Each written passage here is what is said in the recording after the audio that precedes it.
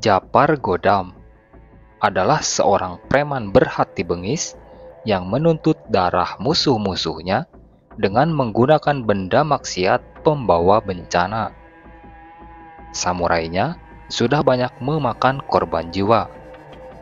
Samurai itu ia asah setiap hari supaya siap siaga setiap waktu manakala ada serangan mendadak. Dengan balutan jubah panjang berwarna hitam, Japar bak seorang panglima bertangan besi tanpa perasaan, yang seolah selalu ingin menunjukkan kehebatannya. Japar menyatakan bahwa dia tidak pernah menyangka orang-orang yang melihatnya menganggap dirinya seorang panglima. Namun, dirinya sangat bangga dengan sebutan itu, karena menurutnya, gelar panglima diberikan untuk seseorang yang memiliki nama besar. Sosoknya sebagai penguasa di salah satu kawasan di Jakarta Pusat sangat disegani dan ditakuti, baik oleh kawan ataupun lawan.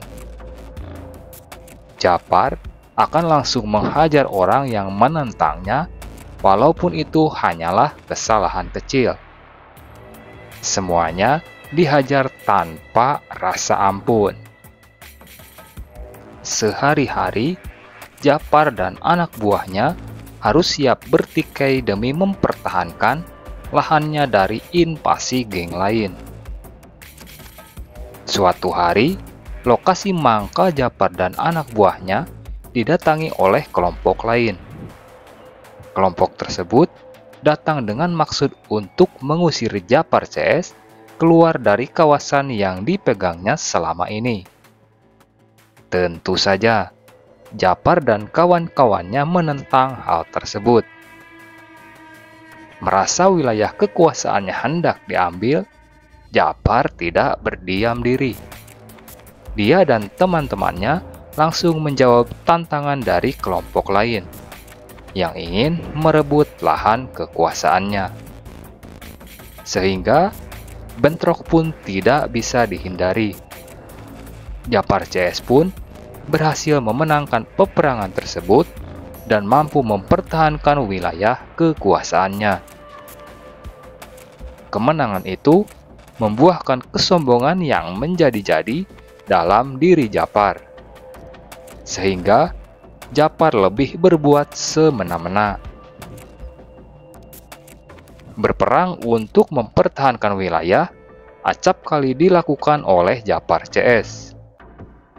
Apalagi, wilayah yang dikuasai Japar merupakan wilayah yang dikenal sebagai salah satu sentra bisnis yang menjanjikan di pusat Jakarta hingga kini. Demi hal tersebut, perang antar geng pun kembali meletus. Kali ini, Japar dan anak buahnya harus berjuang sampai titik darah penghabisan. Perang tersebut berlangsung cukup lama. Teriakan demi teriakan bersahutan. Suara bacokan berkali-kali terdengar basah di telinga. Suasana tegang semakin mencekam menyelimuti daerah tersebut. Akibat keributan itu, Japar dan anak buahnya kemudian ditangkap aparat, lalu dipenjara selama beberapa tahun.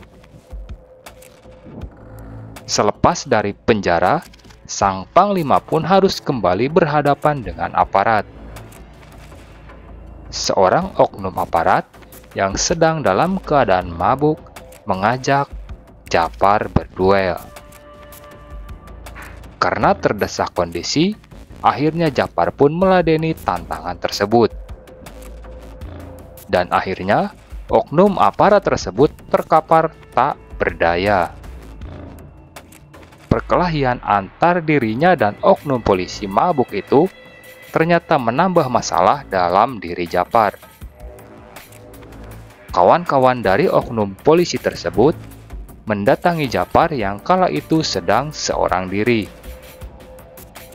Dengan memegang senjata, para oknum aparat tersebut menghajar Japar tanpa ampun. Japar hanya bisa mundur dan menangkis serangan dari para pengeroyok tersebut. Beruntung bagi Japar, saat ia mulai tak berdaya, musuh-musuhnya meninggalkannya dalam keadaan yang sangat mengenaskan. Singkat kata, Japar pun selamat. Beberapa hari kemudian, naluri membunuh Japar kembali bergejolak. Beberapa junior Japar di geng tersebut datang dan memberi kabar bahwa salah seorang teman dekatnya tewas dikeroyok oleh salah satu geng. Mendengar hal tersebut, dengan membawa samurai, Japar dan anak buahnya bergegas mendatangi lokasi pengeroyokan salah satu anggota gengnya. Tidak terima dengan tindakan yang dilakukan oleh kelompok tersebut kepada temannya, membuat amarah Japar berapi-api. Akhirnya, Japar mencari orang yang telah membunuh temannya tersebut di suatu wilayah. Japar CS pun melakukannya dengan membakar rumah-rumah dan motor yang ada di sekitar lokasi kejadian. Dendam kesumat yang berurat di dalam dada Japar semakin memuncak tatkala Japar CS menemukan pimpinan geng yang telah menganiaya temannya. Sebuah peristiwa sadis pun terjadi. Japar CS tuntas membalaskan dendamnya kala itu. Pimpinan geng yang telah menganiaya temannya tewas di tangan Japar CS. Semua musuh dibuatnya lumpuh tanpa daya ketika mereka berhadapan dengan Japar. Tidak ada musuh yang berani menyentuh wilayah mereka. Dengan kekuasaan dan nama besar yang dimilikinya, sebuah perusahaan mencari Japar untuk mengeksekusi sebuah rumah bermasalah. Setelah berhasil mengeksekusi rumah tersebut, Japar dan anak buahnya mulai dipercaya oleh para pengusaha. Banyak orang-orang penting mencari Japar untuk membantu menyelesaikan masalah dalam bisnis mereka. Segala penghargaan di dalam dunia kegelapan pun banyak didapatkan oleh Japar. Harta, tahta, wanita, dan narkotika semua dengan mudah ia dapatkan. Sampai satu ketika, seorang pengusaha kenalan Japar memberinya narkotika yang diimpor dari luar negeri. Pada saat mengkonsumsi barang tersebut, terjadi suatu perasaan yang dahsyat di dalam diri Japar. Perasaan dahsyat itu ternyata adalah tanda-tanda bahwa Japar mengalami overdosis. Darah keluar dari hidung, mulut, dan telinga. Bahkan lebih parahnya, tubuh Japar sudah merasakan dingin dari kaki sampai lehernya. Sepertinya tipis kemungkinan Japar untuk selamat. Akhirnya, Japar pun dilarikan ke rumah sakit.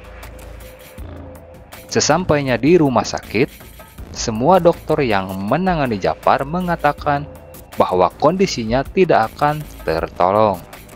Singkat kata, tim dokter angkat tangan. Dalam keadaan sekarat, di antara sadar dan tidak sadar, Japar pun mendengar pernyataan dokter tersebut. Dia pasrah. Dia menyadari bahwa dosa-dosa yang diperbuatnya saat ini telah membawanya kepada sebuah garis akhir kehidupan yang ada di depan mata. Tiba-tiba, keangkuhan sang panglima runtuh dalam sekejap. Egonya takluk akan kebesaran sang pencipta. Dalam ketidaksadaran, Japar seperti melihat darah orang yang tertumpah. Dirinya begitu ketakutan saat maut terasa mendekat. Dia mengakui segala perbuatan dan dosa yang telah dia lakukan selama ini. Pada saat itu, Japar merasakan kegelapan dan neraka sudah menjadi tempatnya.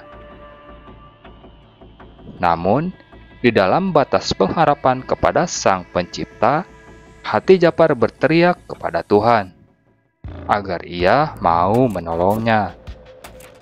Japar berjanji, jika Tuhan menolongnya dan masih memberikan kesempatan untuk hidup, dia berjanji akan bertaubat, meninggalkan segala keburukan dalam hidupnya, dan akan terus memperbaiki diri. Beberapa menit setelah itu, tiba-tiba Japar mulai tersadar. Tubuh dingin Japar pun perlahan-lahan surut.